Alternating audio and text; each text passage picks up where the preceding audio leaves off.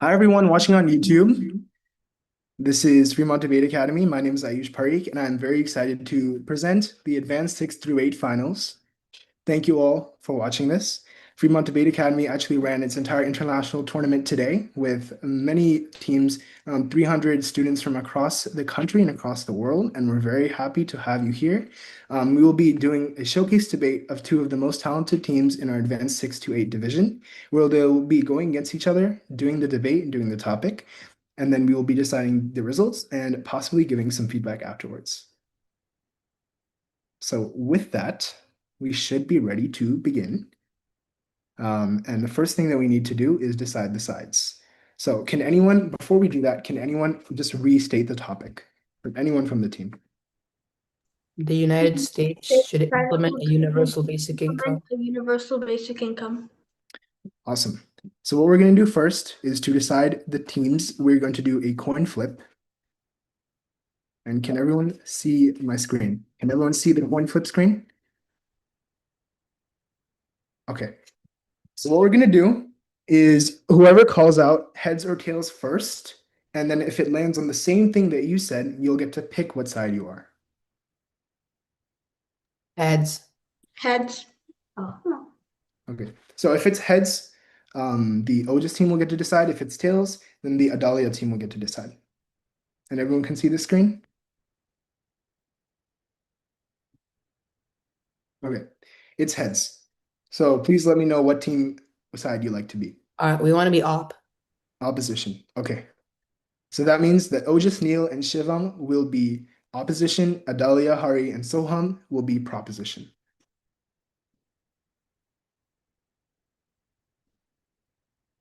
Amazing. We should be ready to begin then. So are all the judges ready? Can you, I have the last names on tab room. Can you just let me know which, from the school name, but the proper name, so I can pick the right sides? Yeah, proposition. Can you guys say your school's name?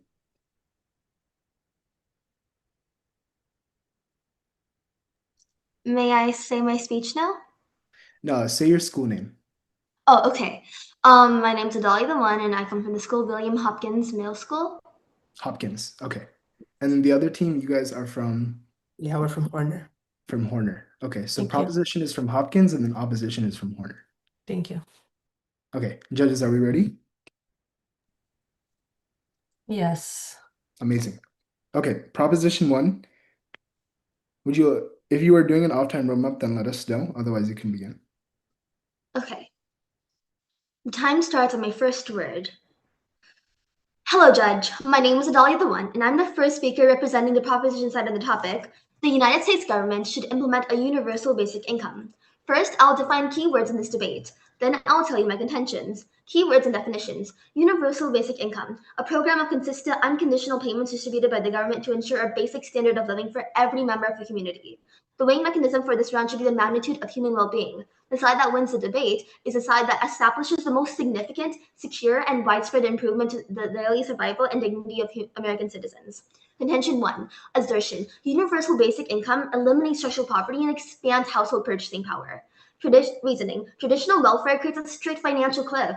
When low-income parents work extra hours, the sudden loss of state benefits leaves them worse off. UBI fixes this by operating as an unconditional, non-vanishing economic baseline that protects the incentive to work. Evidence. 1. Tracking data published for the Stanford Basic Income Lab in November 2025 reveals that unconditional monthly checks caused a massive 40% drop in local poverty rates within 2 years across 30 citywide experiments. 2. A comprehensive cash transfer study released by the National Bureau of Economic Research in July 2025 proved that 91% of participants immediately used guaranteed cash for healthy groceries, utility bills, or adult education. 3. New economic simulations published by the Economic Security Project in April 2026 showed that a federal UBI would instantly lift 12 million American families out of extreme poverty on day 1 of implementation. Sources. 1. Stanford Basic Income Lab. 2. National Bureau of Economic Research. 3. Economic Security Project. Impact. 1. Dropping poverty by 40% ensures children grow up with stable nutrition and housing, which directly drives up graduation rates and lowers crime. 2. When 91% of families use cash to stabilize households and learn skills, we built a more resilient workforce and lower public healthcare burdens. 3. Rescuing 12 million families instantly injects capital into local economies, revitalizing food deserts, and creating vital manipulative tax venue. Contention 2. Assertion. UBI establishes a universal financial cushion that stabilizes consumer spending during economic emergencies. Reasoning. The modern economy operates on a paycheck-to-paycheck dynamic. Unexpected expenses, like medical bills, car breakdowns, or sudden layoffs, force families into crushing debt or homelessness. UBI functions as an automatic macroeconomic insurance to prevent temporary shocks from turning into generational poverty. Evidence. 1. National metric tracking data compiled by the Federal Reserve Board in May 2026 reveals that 37% of American adults completely lack the immediate savings required to handle a sudden $400 emergency using cash. 2. Labor market analysis published in the Challenger, Gray, and Christmas report in February 2026 shows sharp increase in corporate layoffs leaves households without a safety net, making an unconditional monthly cash baseline essential to stop regional economic drops. 3. Fiscal indicators tracking working families released by the Economic Policy Institute in March 2026 reveal that while job cuts hit record highs, maintaining consumer spending via a flat cash baseline is a primary mechanism required to keep localized market demand from collapsing. Sources. 1. The Urban Institute. 2. The Brookings Institution. And 3. Economic Policy Institute. Impact. 1. Preventing regional economic drops keeps families safely housed, eliminating sudden evictions, and lowering the public cost of emergency shelter networks. 2. Keeping localized consumer demand stable prevents neighborhood businesses closures and ensures landlords get paid, stopping dangerous chain reactions of economic collapse during recessions. 3. Directing an income floor to vulnerable houses fixes the unequal economy, driving massive consumer spending directly back into local goods and services. Contention 3. Assertion. National basic income preserves workforce stability and encourages high-growth entrepreneurship. Rapid advancements in artificial AI and mechanical automation are systematically erasing manual and cognitive labor sectors. Standard state unemployment frameworks are structurally unequipped to hinder permanent job displacement. Evidence. 1. Technology labor reports released by the McKinsey Global Institute in December 2025 estimate that by 2030, automation and AI models will permanently displace up to 45 million American workers. 2. Research tracking automated industries published by the MIT Center for Collective Interest and Intelligence in October 2025 establishes that displaced workers require an average of 18 months of intense training to transition into a new career field. 3. Macroeconomic research featured in the Harvard Business Review in January 2026 highlights that guaranteed cash safety net actively encourages widespread innovation and entrepreneurship by mitigating career transition risks. Sources. 1. The McKinsey Global Institute. 2. MIT Center for Collective Intelligence. 3. Harvard Business Review. 1. Impact. 1. Shielding 45 million workers prevents a national unemployment crisis. 2. Providing an 18-month financial runway allows displaced citizens to complete high-quality technical or green energy certifications without starting. 3. Boosting entrepreneurship opens thousands of new businesses, keeping the United States at the absolute forefront of global technology. Thank you. Perfect. Thank you so much. And once again, the time is 5 minutes. So that was a perfect ending. Now, in opposition 1, you are ready as soon as you are.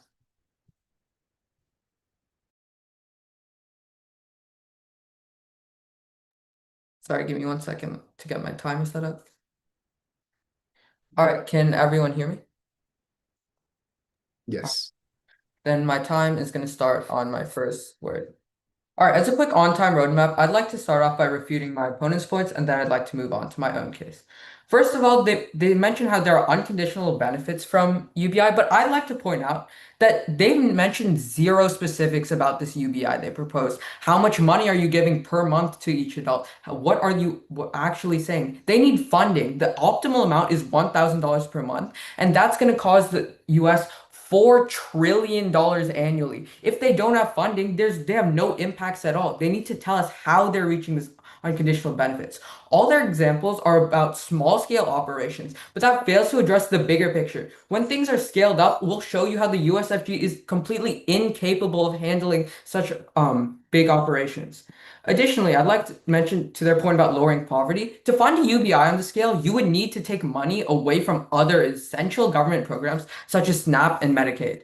Government programs like this offer financial aid to individuals worth around $35,000 while only paying $12,000 a year to these impoverished people. By trying to fund this UBI, we essentially take away this $23,000 from the average poor person annually. This will also be covered in contention 1.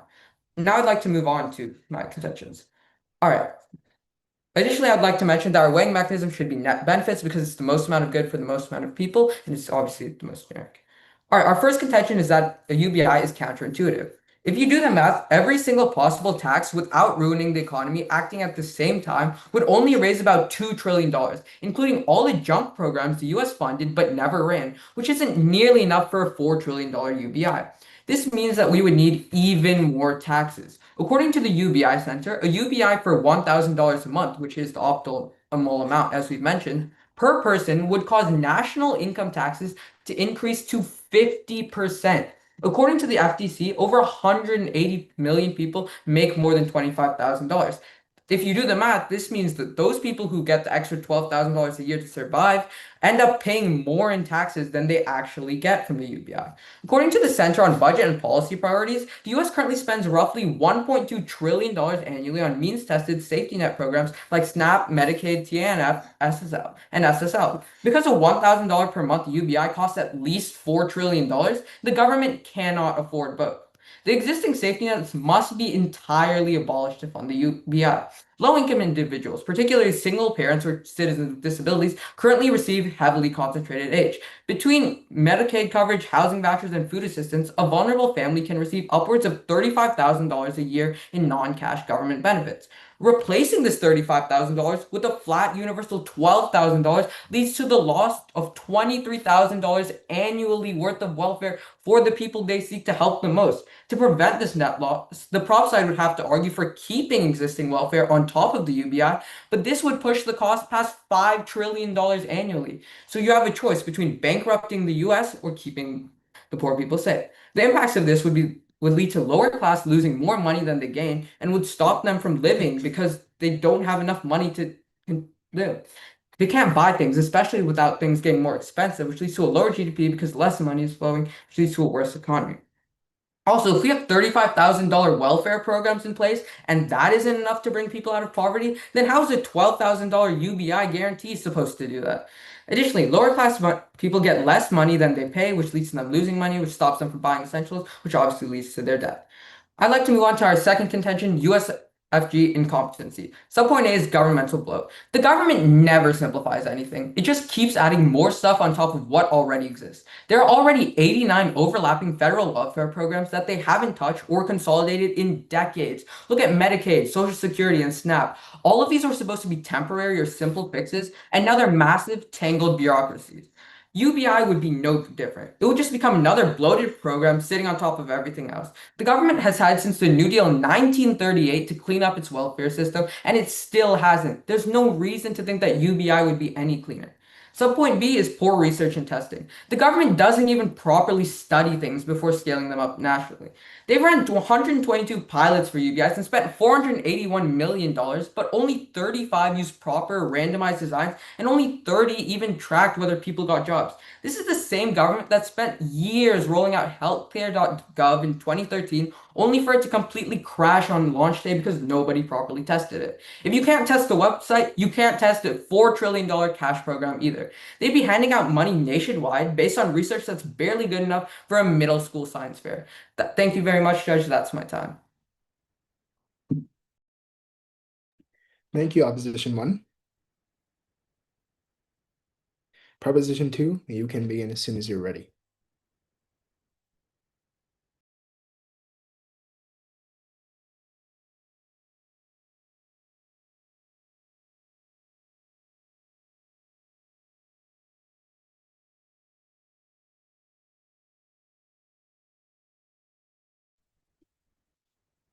Hello, Judge. My name is Hari, and I am the second speaker representing the proposition side on the topic. The United States federal government should implement a UBI. First, I will counter-refute and refute the opposition side, and then I will tell my contention. First, opposition said that means-tested program and welfare programs are more effective than a UBI. However, a UBI is actually simpler to administer, eliminating the need for complex eligibility tests. It removes the scenario where recipients lose more in benefits than they gain in wages, incentivizing work. Third, it ensures no one falls through the cracks as payments are automatic.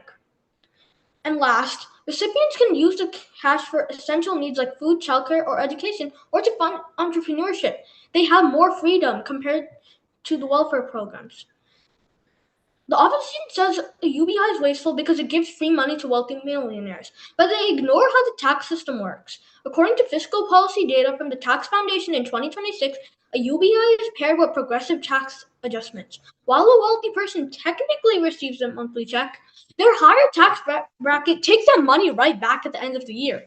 The UBI keeps the distribution completely universal to eliminate government bureaucracy, while the tax system ensures that the rich actually pay for the program. Additionally, the opposition claims that a UBI will add trillions of dollars to our national debt. This is flat out wrong. Macroeconomic funding models published by the Brookings Institution in 2025 demonstrate that a federal UBI is fully paid for without borrowing a single dollar. Money is not taken away from the government's programs to fund a universal basic income. Instead, it's funded by implementing a 10% VAT, value-added tax, on luxury corporate goods and a federal carbon-free.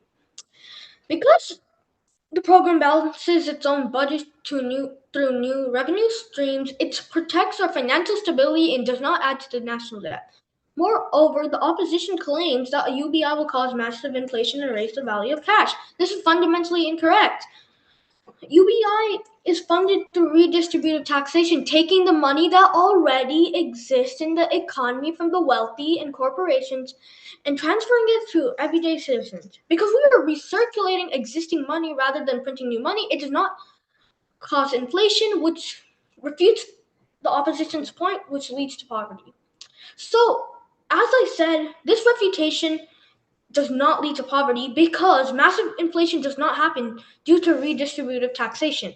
This strategy also has been utilized in multiple countries such as Iran, Kenya, Brazil, Finland, Namibia, and India. Now I'll move on to my contention. Assertion. Universal basic income achieves gender equality and financially supports stay-at-home caregivers. Reasoning. Millions of Americans, mostly women, perform unpaid labor like raising children and managing households. Our economic system completely ignores this vital work, leaving caregivers financially vulnerable and dependent on others. UBI fixes this systemic injustice by providing an individual unconditional check directly to every adult, ensuring stay-at-home parents have financial independence and proper compensation. Evidence. Tracking data published by the Center for American Progress in 2025 proves that when single mothers receive a reliable cash cushion, they are 30% more likely to pursue higher education or complete professional training programs. 2. A recent economic analysis released by the National Women's Law Center in 2026 shows that a permanent national basic income floor dramatically reduces the poverty rate among elderly single women by a staggering 50%. 3. Time-use surveys compiled by the Institute for Women's Policy Research in 2025 demonstrate that unconditional financial baseline allow 40% of domestic caregivers to reduce seasonal low-wage gig hours, shifting focus entirely towards specialized care for infant children or aging family relatives. Our sources are Center for American Progress, National Women's Law Center, and Institute for Women's Policy Research. Impacts. The 30% higher education impact triggers a massive generational transformation that systematically shatters the glass ceiling, allowing vulnerable mothers to escape low-wage exploitation, securing high-paying careers, and permanently break systemic cycles of poverty for their children. 2. The 50% elderly poverty reduction impact creates a critical humanitarian shield that rescues millions of senior women from absolute destitution, ensuring that citizens who sacrifice their lives to care for our society can live out their retirement with absolute dignity. 3. The caregiver freedom impact completely restructures the modern economy by And that'll be time? Huh? And that'll be your time. Amazing. Thank you so much. Opposition 2, whenever you're ready. Okay, my time will start in 3, 2, 1. Hello, Judge. My name is Neil Ridgio. I'm the second opposition speaker against the notion that the USFG should implement a UBI. I'll first start by counter-refuting and refuting their points, and I'll finally move on to our final contention. So first, they tried counter-refuting our refute about a UBI being. So they've said that UBI is simpler to put in place than, say, welfare programs. But first of all, that's just not true. You need identification, you need citizenship, you also need enforcement to actually make sure that the money is getting to these people. So it's not really harder to get it put in place because all the things are still the same in both systems. They also said that no one would fall through the cracks in the system. But like we said before many times, 180 million people lose more in taxes than they would get from the UBI. So more people are falling through the cracks from a UBI than there is from welfare programs. They also said that you would get more freedom to choose, but with a lot less money. If you have 12K compared to 35K worth in things that you need to survive, most people would pick the 35K because first of all, it's more valuable and it's actually the things that matter. This 12K can be used on many different things, but not limited to drugs, gambling, all that sort of thing. But so there's many different ways that just hard cash can be used compared to things that can actually help people in welfare programs. They also said that we said that money goes to billionaires, which is just a straight up straw man. We never said that. They're attacking points that never existed. They also said that we said that it would add to the national debt, which again is a straw man, and we did not say that at all. And their only refute to our funding thing, our whole like refutes about funding was that they should have a VAT. But first of all, this is bad for business, which would cause people to offshore and go to other countries. And it only raises around $2 trillion, which is not even close enough to the $4 trillion they actually need to fund a UBI on this scale.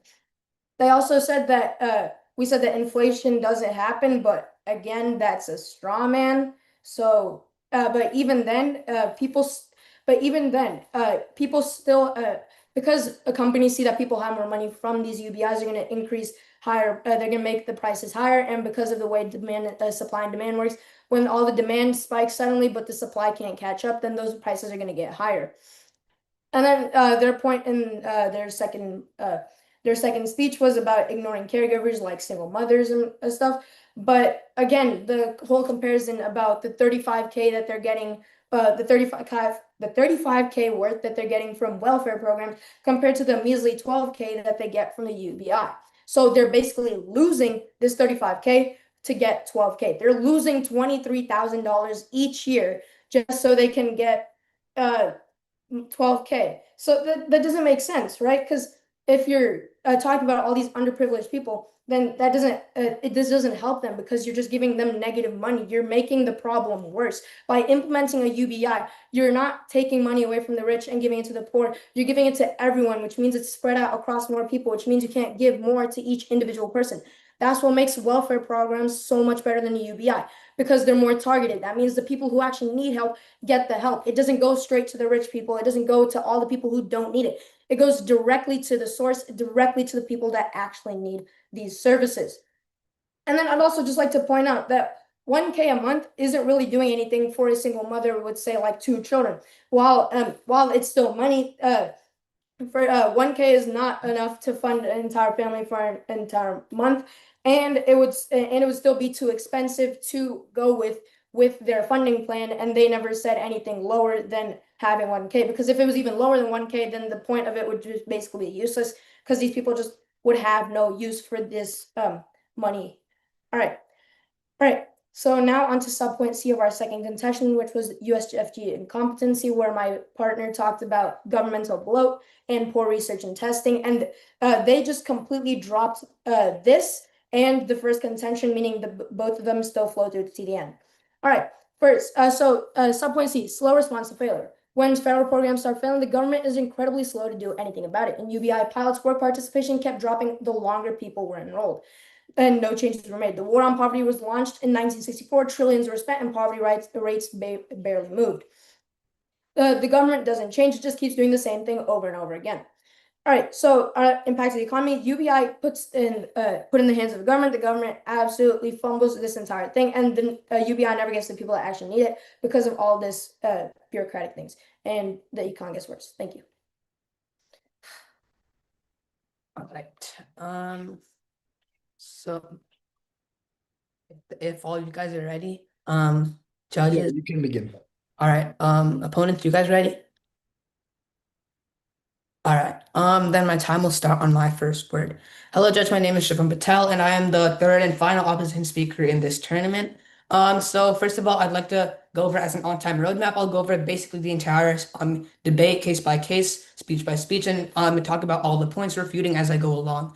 So first of all, I'd like to talk about the weighing mechanism. The proposition brought up a weighing mechanism of like magnitude of human well-being or something.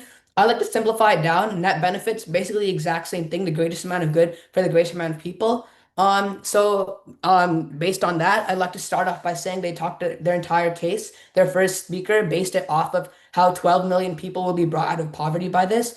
And my first and second speaker talked about how 180 million people will lose money. So obviously we outweigh on that. Um, then they talked about like financial cushions and everything, and we refute that with our first contention by talking about how these people are losing money. These welfare programs that are already worth 35K that are being given to these people are being replaced for a 12K UBI because they can't be funded at the same time because their UBI can't be funded, so you can't fund both of them anyway. So yeah, that's why we refute their financial cushion point because everyone's losing 23K. And then also they talked about how like, there's no inflation. I just like to talk about how poverty is not the final impact, right? The final impact here is lives. Generally, we make poverty the final impact because poverty leads to lives being lost. But in this case, poverty usually is measured by how much cash you have, right? But but that's not what affects lives. What affects life is how many resources you have, right? All these welfare programs are giving people resources, right? So giving all this hard cash and money to the poor people increases demand because there's higher demand for a basic necessity, as my second speaker talked about. And with demand increase and the supply not being able to catch up, the prices increase because they have an opportunity because businesses have an opportunity to make money. So the poor people essentially lose their resources, and that's what actually leads to lives being lost, not the fact that they don't have money. So, and they also talked about how UBI is way too like complicated and everything, but who exactly is sending these checks, right? They say it's not complicated. They say like their like these their programs and everything is not complicated, but they have to record giving money to 340 million people, right? They can't even do it right away like they were talking about because like a lot of these people don't have devices, don't have bank accounts, like you can't just send them money. So they have to record all these people. The infrastructure is really complicated. And as we talked about in our second contention, which by the way, as my second speaker said, they completely dropped. The United States federal government is completely incompetent at handling any of this, right? They talked about how all these citywide and like these small scale UBIs work, but that's because this is a nationwide UBI. That's basically what the topic is, like a universal basic income. It's nationwide. All these smaller ones were easier to handle, but in the whole nation, in the scope of the nation, the USFG is completely incompetent at handling a UBI on this scale. So then I'd like to talk about how they completely dropped our first point about how it's being competitive, counterintuitive, sorry. And then we talked about how they don't have any funding, and then they try to bring up a new funding method, like a VAT tax, right? Which, as my second speaker said, first of all, will drive corporations away to other countries, which will lead to them offshoring over there and will lead to a worse U.S. economy. But also, we already talked about how when we were doing research for the prop side, we also thought about this tax. It only generates around $2 trillion, which isn't even close to being enough for an entire UBI, right? So yeah, that's why their funding is not working, right? Their entire actor enforcer, the USFG, the United States federal government, which is basically what this entire debate is built upon, cannot does not function properly. So all their impacts are instantly deleted because no matter the intention, even if you believe that their intention and all their impacts are good, you can't have any of their impacts without a good actor behind it, right? Or good funding. What? That's your time. I was at 4 minutes. Yes. Isn't it 5 minutes? Stop parley. Oh, you can go ahead and continue then.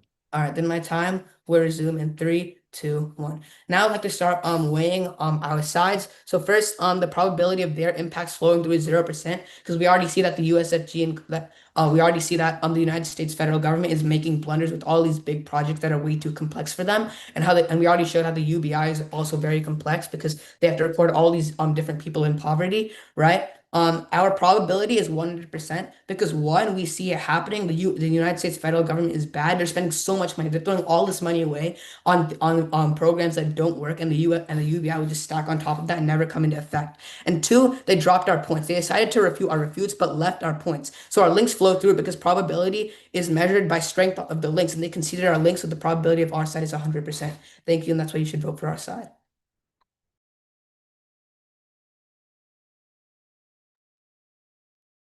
Thank you, Opposition 3. Now, for our last speech of this debate, Proposition 3rd Speaker, Soham, whenever you're ready. Before my official time begins, I have a brief off-time roadmap. I'm going to start directly on the opposition's case line by line, specifically addressing their attacks on our funding model and their claims regarding inflation. From there, I'll move over to the proposition side of the flow to summarize my team's key defense blocks. Finally, I'll step back from line by line to deliver a two-world clash analysis, presenting the core voting issues of this debate. Is the judge ready? Yes, we're ready. Is the opposition ready? My time starts on my first word. Honorable judge and distinguished debaters, my name is Soham, and it is time to look back at the complete picture of this debate. The proposition has presented a cohesive, undeniable vision for a better America by proving that a universal basic income is the single most powerful tool our country has to build a fair, stable, and wealthy society. I'll first refute the opposing team, then summarize my team's refutes. Yes, UBI is given to everyone, but that doesn't mean it's mishandled. As stated before, the money is taken from a small 10% taxation on luxury goods and money that's taken from large companies, which are already performing successfully, meaning they won't want to move out. These taxes are actually not higher than the money the UBI provides, and clear evidence displays that our tactic can work fluidly.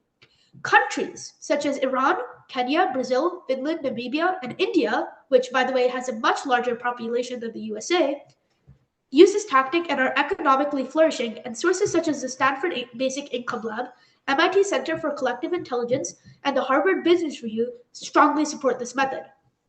Through redistribution, inflation does not rise, and USA's economic growth would rapidly bloom. By redistributing existing money from high savers to high spenders, UBI changes the velocity of money without expanding the overall money supply, preventing the too much money chasing too few goods scenario. They also mentioned that people will put it in their bank accounts or spend it on drugs or gambling, but the National Library of Medicine shows data that they will mainly spend it on their immediate needs. Economic data contradicts the claim that taxing high earners and large corporations drives job loss and poverty. Historically, periods with significantly higher top marginal tax rates and corporate taxes coincided with robust job creation and rising living standards. Corporate investments are primarily driven by consumer demand and market opportunities rather than just tax rates. Furthermore, the Tax Foundation and Economic Policy Institute note that revenue from progressive taxation allows government to fund public infrastructure, education, and social safety nets, which historically reduces poverty and creates a healthier workforce. Lastly, while a specific universal basic income targeting only women might seem exclusionary, a broader UBI program still offers massive indirect benefits to everyone. Providing women with reliable financial independence directly reduces domestic vulnerability, balances the unpaid caregiving economy, and stimulates local businesses through increased consumer spending. Existing welfare programs often act as a trap for single mothers rather than a stepping stone. Unlike traditional means-tested benefits, which create severe benefit cliffs, incur high administrative stigma, and punish mothers if they attempt to re-enter the workforce, UBI would provide an unconditional financial floor. Now I will summarize my team's refutes. UBI streamlines social safety nets by eliminating complex eligibility tests, reducing administrative costs, and providing comprehensive automatic coverage that prevents anyone from falling through the cracks. By offering cash directly, It eliminates welfare cliffs that penalize working recipients while granting citizens the flexibility to invest in food, childcare, education, or entrepreneurship. The opposition's claim that UBI wastes money on the wealthy is false. Pairing universal distribution with progressive tax adjustments allow the government to bypass costly bureaucracy while using high tax brackets to automatically tax back the funds from millionaires. Financially, this model protects economic stability without adding to the national debt or triggering inflation. According to the macroeconomic models, the program is fully funded without borrowing or cutting existing government services, relying instead on a 10% value added tax or VAT on luxury corporate goods and a federal carbon fee. Now let's review the two pillars of our case that give us an edge. Firstly, our speaker Adalia showed that UBI breaks the broken welfare trap and completely eradicates extreme poverty, backed by the Stanford Basic Income Lab's data. She heavily emphasized another crucial point. UBI protects everyday citizens from sudden financial ruin by acting as an automatic insurance policy, with the National Bureau of Economic Research showing that 91% of participants use its cash flow to survive unexpected medical and housing emergencies. During her last contention, she looked to the future and proved that UBI is an absolute shield against technological displacement. Our second speaker, Hari, noted human rights and gender equity by showing that UBI finally compensates family caregivers for their unpaid labor, cutting poverty amongst elderly single women by a staggering 50%. He also proved that UBI builds economic prosperity from the bottom up by permanently expanding our national GDP by 12%. Now I'll begin my two-world analysis. Let's look at the opposing team's world. Their world is one of vulnerability and decay. In their world, the country continues to use a broken welfare system that traps people in generational poverty. Its That should world be time. That's my time. Yes. Amazing. Thank you all the debaters for giving your speeches. The judges will now take about 5 minutes to leave comments in tab room and then also decide the results. In the meantime, everyone can turn their cameras off and we will be back shortly.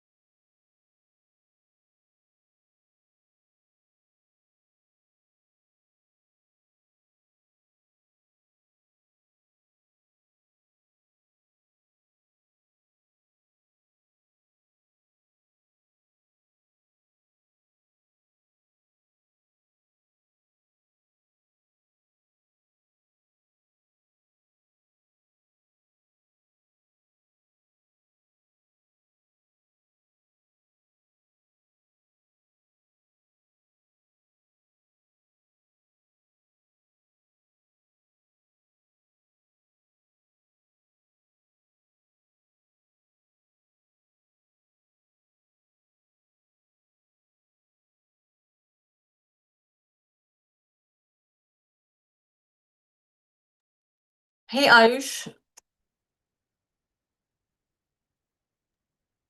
Hello. Hey, I'm not able to assign individual speaker points on my tab room. It's just showing me, it just lets me pick the winning entry. It's just not letting me assign speaker points. No worries then. Then you can just select the entry. And then can you give your speaker points in the comments then? Okay, yeah, sure. Thank you. Thanks.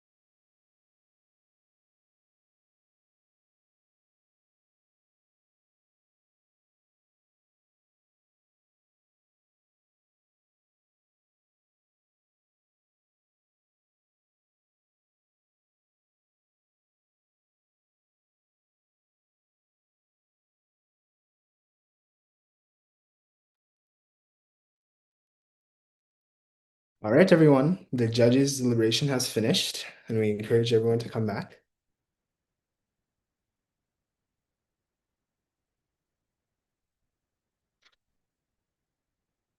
And then Isha and Miss Chanda, waiting for you guys to come back.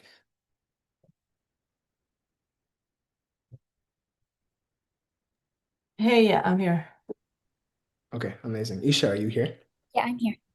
Perfect. So how we're going to do this is we are going to go one by one as judges, and for both sides, we'll say one good thing and then one area to improve for the proposition as a whole and then the opposition as a whole.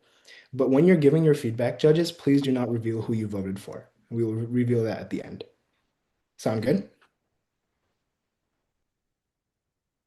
Isha and Yeah. Miss Chanda, sound good? Yes. Okay, perfect. So I'll go ahead and begin. So one thing that I liked on the proposition side was I thought you guys had a lot of really, really strong evidence. I can see you guys named a lot of sources, and even though it would not be my preference for have you to like list out the names of the sources in a row, I knew that there was a lot of really, really good evidence on that side. And thought that was great. And one thing I think you guys could have improved is you brought up the wing mechanism of lives and like the best for humanity, and you did not push that forward. I would have appreciated something in the proposition second speech being like, we actually think that this should be the weighing mechanism for XYZ reason. And that would have been like a really cool thing to see a debate about the weighing mechanism go back and forth. And then for the opposition, one thing that I really liked were the refutes were very strong. You were able to discuss a lot of points very clearly, and I appreciated that. And one thing I would encourage you guys to do is slow down a little bit, since sometimes it's a little hard to hear, especially some speakers in particular. I'll just leave that in the speaker notes, but just enunciating and being able to talk clearly, but also at that speed is really important. And then holding my decision for the end, and the judges should do the same. And then Isha, if you want to go next. Yeah, so both sides did really great. For proposition, I think one thing you guys did especially well was really fleshing out each of your contentions. Like Ayush said, the evidence was very good, so that was very impressive. And then one thing I think you guys could improve on maybe a little bit is really having a clear structure to each speech, especially with the refutes, like clearly signaling which parts you're refuting and then going into the refute is something I think could be improved. And then for opposition, you guys also did very great. I think that one thing I really liked about your side was the unique refutes. I think that specifically refuting things like the actor and funding, I think you guys did that very well. And then one thing I think you guys could improve on is just maybe including a little more impacts in the contentions when you're stating them in the first place.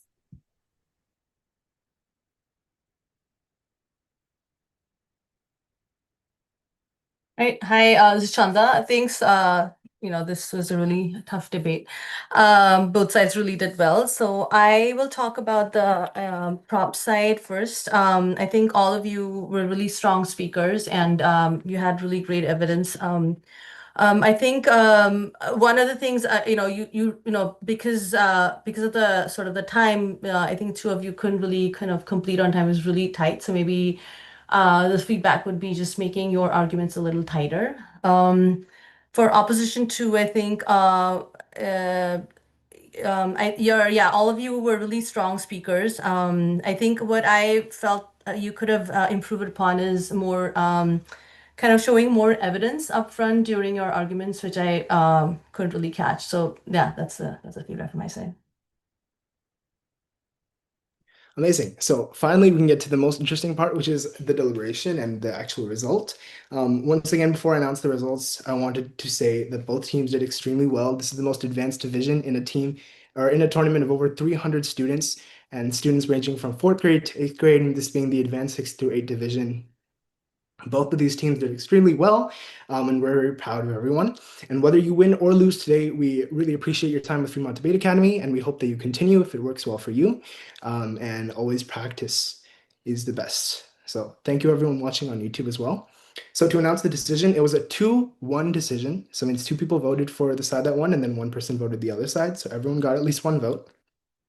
And the winner was the opposition. So FTA Horner.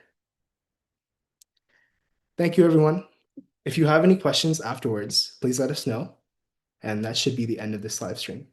Thank you for watching on YouTube. And if you participated in the tournament, thank you so much for participating. And please subscribe to the Fremont Debate Academy YouTube channel down below if you haven't already. And we have also topic videos there to ready to practice. So thank you so much. Thank you so much. Thank you for judging. Thank you.